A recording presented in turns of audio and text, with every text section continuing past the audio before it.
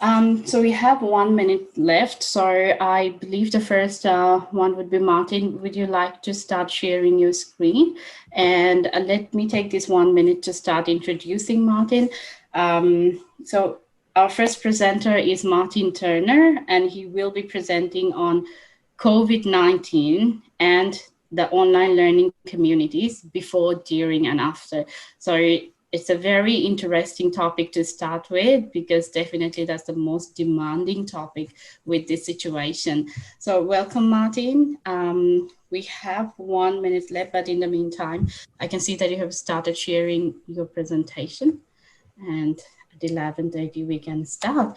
Martin would like to take, is happy to take the questions. If you have any, you can interact with him during as he goes. And also, if you have any question that you would like him to take later after his presentation, you can put it on the chat box. And thank you everyone for joining. Let's start. It's 11:30. Over to you, Martin. Thank you, Nahina. Thank you. Welcome everyone, and very happy just to engage as I go. I'm going to try to just talk for about 5 minutes. We'll see how that goes. And I can ask some questions too. But my name's Martin Turner. I'm an academic in accounting at the School of Business and Law at CQUniversity. And our other two co-authors, Maria Tyler, she's a lecturer in accounting, a sessional lecturer.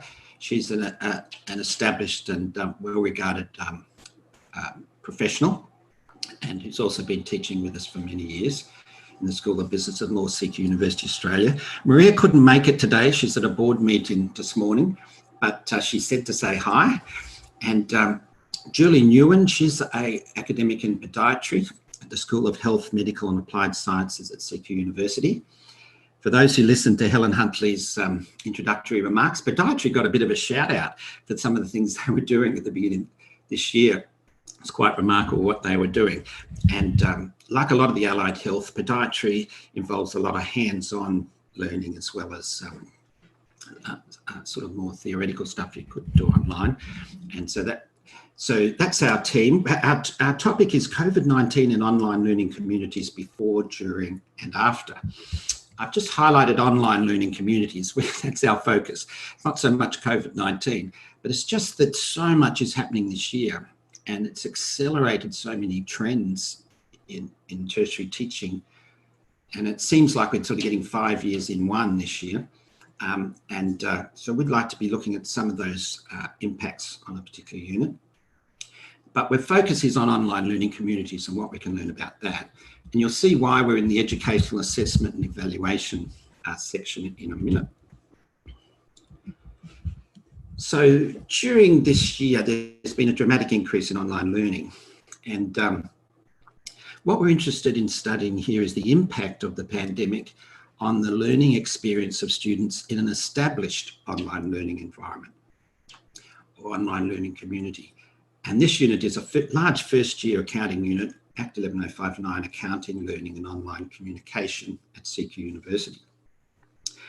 And what we're interested in doing is applying our findings in this study to allied health. To allied health disciplines such as paramedic, physiotherapy, podiatry, and so on, as they develop online learning environments alongside the use of residentials.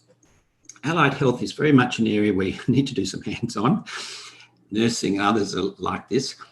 And how do we sort of mix those two and help strengthen those online learning environments? And so as we're studying this particular unit and some of the stresses and strains on it of the pandemic, that, what can we learn that might help us in particularly focusing on allied health disciplines?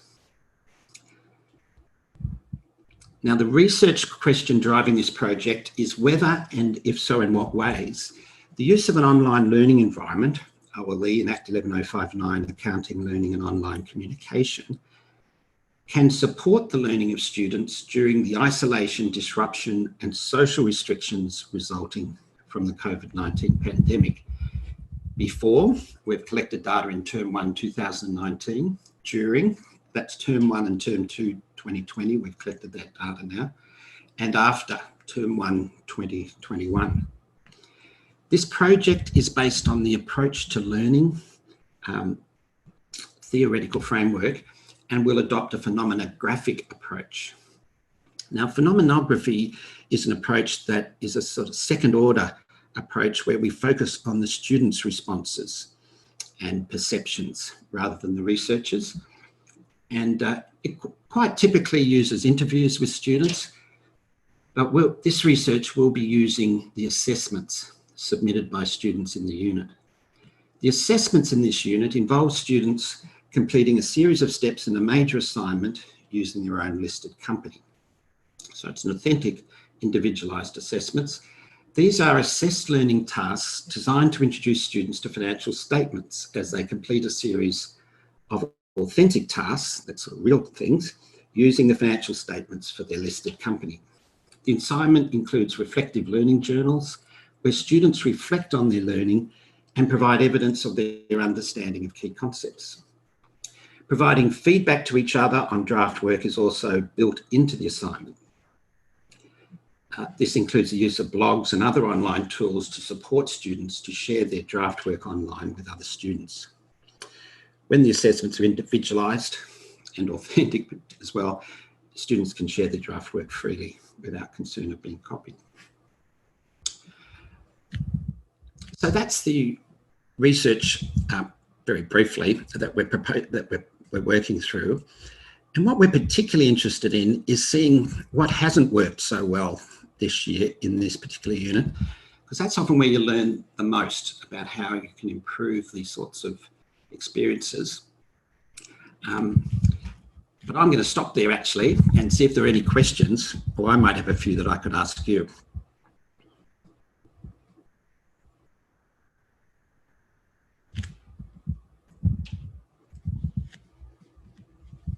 Does anyone have any questions?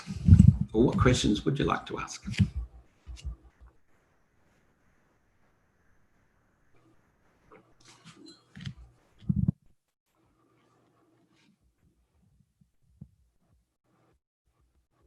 I've got a question I can ask you if you like. I'll start it off. What do you think an online learning environment, or OLE, is, or an online learning community? In our CQUrenew program we're going through at CQUniversity, called Online Learning Communities, what do you think an online learning environment actually is?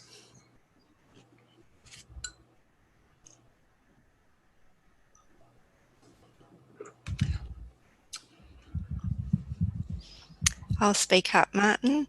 I'm Cheryl. I work at ACU in Melbourne. ACU, yeah.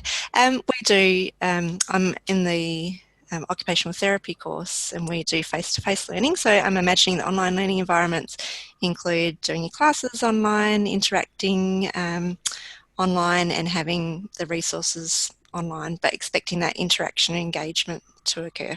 Yeah, between students. Yep. Yeah, that's right. Well, you can see the occupational, all these sorts, I'd see that as an allied health area, if I've got that right. That's the sort of focus of our research actually, is in areas like that.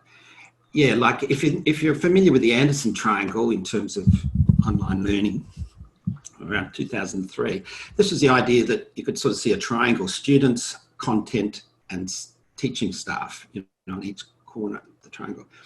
So the students interact with the content, they interact with the teachers, and they also interact with each other. Now, the traditional online is very much focused on this. It's sort of the correspondence model. You sort of package up all the material, you mail it off. Now it's sort of online. You mail it off, you sort of open up the box and you work at it yourself, in your own way at home. And then you sort of do some assignments and send them off. The teacher marks them, and back it goes. You might have a few, and that's sort of a perfectly valid way of doing online. The interactive online learning environments is where the interactions between the students are emphasised much more.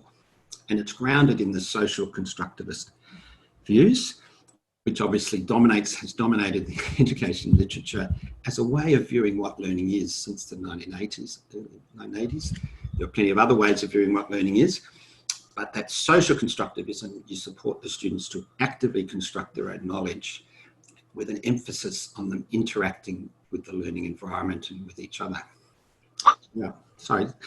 Does that make sense to you, Shirley? That's what we're so we're focused on that type of online, which is a challenging thing to do. So the students, like my daughter, for example, is a doctor. She's studying, would you believe, she's studying Masters of Public Health this year, as it turns out.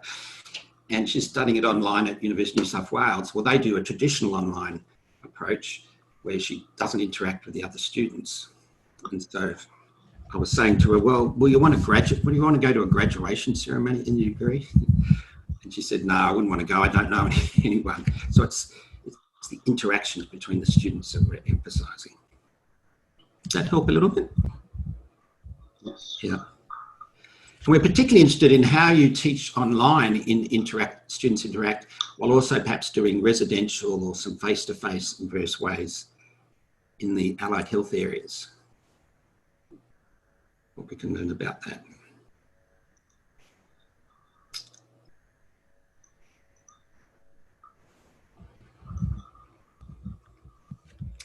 Any other questions?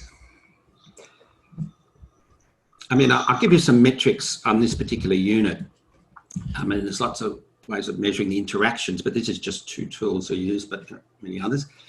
On the unit just to get a sense of what an online learning environment sort of looks like, is Facebook is one of the tools used in this unit. In this particular term, which was term 1 last year, there were about 12,000 posts, likes and comments from students, which were about 40 per student during the term. And sort of remarkably, around about 85% of the students are active on Facebook in some way each day. So there's quite a lot of, because it's integrated to their use. And then Peerwise is another tool used here on this unit, which is a piece of software. It's a well-known piece of software where students write questions and answer and rate and comment on each other's questions. In this particular unit, in the term, there were students wrote 4,000 questions, 14 per student, and gave 50,000 answers, about 175 per student.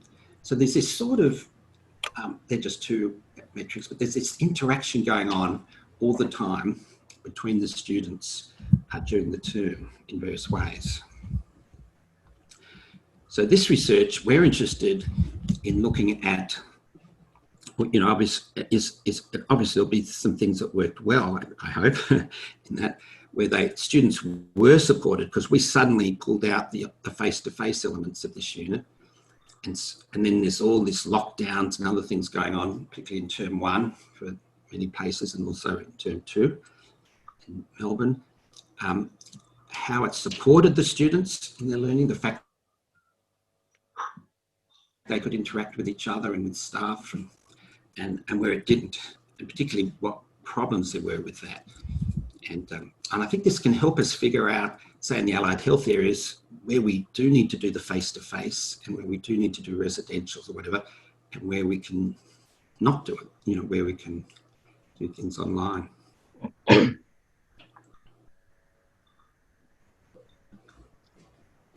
Martin, can I ask you a question, please? Hello, Mohammed. Yeah, hi. I'm from Melbourne. You know, I teach at CQ as a casual lecturer. Yeah. I'm just wondering how you're gonna, you know, ensure the experiential learning for allied health when you are conducting online, because experiential learning is one of the most important things for health education, I think. So have you thought about these things? Well, I don't think you can do, well, my own personal, my personal view doesn't really count. We teach accounting, you know, where you don't really need that so much. But my view is that there, and certainly there's a preference among some students to do some face-to-face in all areas. And I think that'll continue. But in areas like allied health, I think like a nursing, paramedic, you have to do stuff. What Podiatry did, for example, and Julie's part of our research team, at the beginning of which Helen Huntley mentioned, they put little packages together and giving people various tools. They were 3D printed and all sorts of other things, sent them off so that they could actually video themselves doing certain tasks, and then the teachers could comment on it and help them. So they tried to sort of support them to do certain things that they actually have to do. But I think it's better to do those sort of things in a residential or some sort of condensed way or face-to-face in allied health. So are you in the sort of allied health area, did you say? And another thing is, for business education, I think we can also provide some experiential learning experience for the students. Nowadays, many simulations, games, online games, and those will provide students practical experience when they are working in an organizations. So there are some simulations, games. I know in Dakin, they have introduced in accounting department, they have used a game which the students will play, and they will learn by playing how the business transactions will have an impact on the financial statements, and this is a very interesting thing. So I think for accounting education we can also implement like Dakin, Melbourne Uni, they have also used some simulation games for introducing this experiential learning in the accounting learning, I think. Yeah. I think you can do a lot of gamification. We're not focusing on that, but that's right. You can do a lot of things, but and that may apply to allied health too. But I suppose what we're focusing on in this research is doing things that are real and authentic, and through the students interacting with each other. But we're not so much focused on tools either, but really some of the principles that you need to use that might help you use various tools like that, well. Because, but yeah. Yeah. Does that make sense? Yeah. Yeah, and that's good. Yeah, makes sense. Yeah. Martin, can I ask a question? So in our occupational therapy course, we pretty much ran the units this year online, but like they were face-to-face. So we still had our live tutorials, and we used a lot of videos. And in the child development unit I was teaching, we would ask students to collect things from their home so that there could be at least some of that experiential learning. I'm just wondering, are they doing live sessions through your uni for the allied health courses? Yeah, we were doing certain things already, you see, so we'll be sort of looking through before and after as well. And what we're doing before, and also in term 1, when it sort of hit, we were doing live online videos, but the students were primarily on location. I think there were 9 locations, but there was one lecture going on that was run centrally, but it was interactive, and there were staff on each location, and there were also some distance students. They were a minority, a small minority compared to the ones on the various campuses who were also interacting. So when we flipped the switch, the students just zoomed in from home rather than from the classroom, and the staff had a more complex task of interacting with the students online rather than in the face-to-face context. So that's how we did the lectures, and they were videoed, and so students could look at them asynchronously as well. And then the workshops, we called them workshops like tutorials. They were immediately after the lecture, and they were in the the 2019 version. They were face-to-face on one campus each in a sort of traditional method. And then when we went online, they turned into online, Zoom sessions individualized around the various campuses, trying to emulate what you would do face-to-face, that works fairly well for accounting in some ways, because you can share spreadsheets or you can share stuff, but it is a bit tricky. And then in term 2, we did it a little bit differently. But that's so we'll be able to see what happens about that. But yeah, we got international students as well as domestic, and the international students found it very difficult going online suddenly as a group. Or at least, I don't want to preempt the study actually, but certainly teaching it, you could see there were a lot of issues emerging there. Yeah, so I think you can treat online as just doing what you do face-to-face online. It's a little bit, that's sort of a traditional sort of, that's a, you know, correspondence type model a bit. As you move more into the interactive, that's where you start to get into a sort of different, there are different opportunities, I suppose, but which aren't necessarily that easy to implement well. Does that make any sense, or do you want to ask a follow-up? Oh, that's good, thank you. I was really, I was wanting you to preempt what do you think some factors or issues might be in your research? I don't really like to do that because I haven't gone through the data yet, you know, but otherwise you sort of, you can just see. But of course I taught the unit, so I have an experience of it from my perspective, but when you look at the student's perspective more clearly, because when we mark the assignments, you sort of mark everybody's reflective learning journal of this week at that week, and then, but when you research it, you do one student at a time and look at their experience through the term. You can get quite different perspectives that way. But you might be interested in the findings of this because we are going to be focused on your sorts of situations and what we might learn from a sort of an established online learning environment in a more established discipline, if you like, in the universities. Accounting came into the universities in the mid-1960s, whereas a lot of the allied health has been coming in pretty recently. So,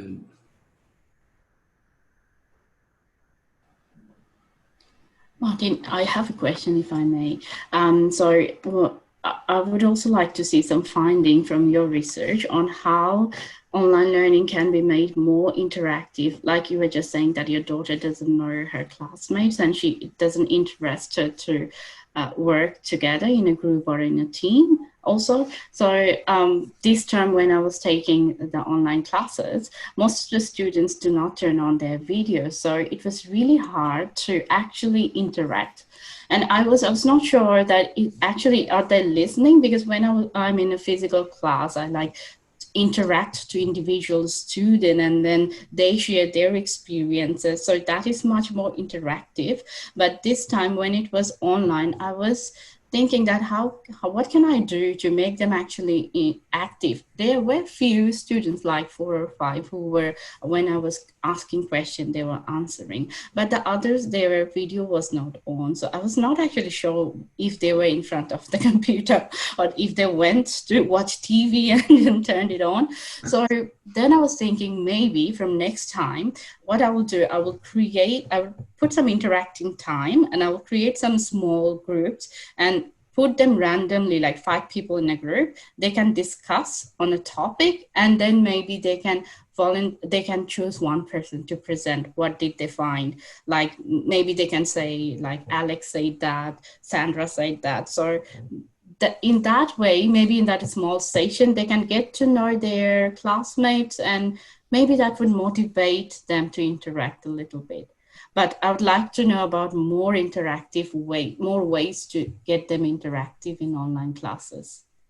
But yeah, some of the things that will come out of our research, we're going to look at some of the challenges of that, because there's a lot of, in this particular unit, there's a lot of that going on anyway beforehand. Then we went into this different experience. And then we'll have a look at it afterwards too. If next year is afterwards, it will be a little bit for us because we'll be teaching international students face-to-face term 1 next year. Sure. So we'll just sort of see. I think you've hit one of the issues right on the head, and that is, man, this was a learning experience to try and get these things to work. And, you know, I found that myself, you know, I got better at it actually as a terms by, but but also you've got to want the students. If you don't value the students interacting with each other, then there's no real issue. But if you do want to get that happening, what I can say to you is that it is possible to do. Sure. Definitely possible, and people are doing it in certain situations. But I noticed with us at CQUni in our business school, a lot of people just ended up feeling they had to default to giving a passive lecture in their workshops because they couldn't get the students interact. So that's, you know, Yeah, this we'll be looking at exactly that type of issue, and so we're wanting to make it very practical as to, and particularly we're focusing on allied health, but that obviously applies to any discipline, including business disciplines where we study. Sorry to interrupt, Martin. We're just going a little bit over time. So can I just, if I may, just take 2 comments actually from the chat box. Michelle is saying that it is more of the interaction question, that using breakout rooms in Zoom will help to interact with students, and I totally agree with you. And Sandra has a comment actually that the practical skills for TAFE classes an issue in this space for sure. And Federation TAFE therefore had to reduce class size by running multiple sessions for each group of students. And it was allowed social distancing to be achieved and makes more sessions for the teachers, but they seem to be coping okay with this. And that's a really good point. That's a good point. Yeah. Thank you, Sandra. And thank you so much, Martin. Thank you.